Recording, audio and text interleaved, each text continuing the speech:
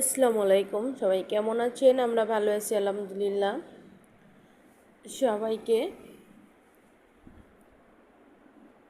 শুভ সকাল। প্রায় ভোর ভোর সকাল হয়ে আসছে। আজকে সেহরিতে আমরা রান্না করেছিলাম পুঁই মিষ্টি,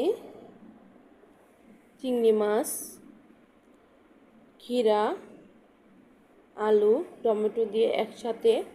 আর এই রান্নাটা এত মজা ছিল, এভাবে আমি আগে কখনো রান্না করি নাই। কিন্তু হঠাৎ করে ভাবলাম যে আজকে অন্য রকমভাবে একটু রান্না করি, দেখি কেমন লাগে খেতে। সারাদিন রোজা রেখে ভালো লাগে না, তারপরে সেহরির সময় তো ভাত খাওয়া যায় না, এই জন্যে গরম গরম একটু নতুন করে রেসিপি বানালাম। আর এভাবে আপনারা বাসায় ট্রাই করতে পারেন। ভিডিওটি যদি আপনাদের একটু ভালো লেগে থাকে তাহলে লাইক কমেন্ট শেয়ার দিয়ে পাশে থাকবেন।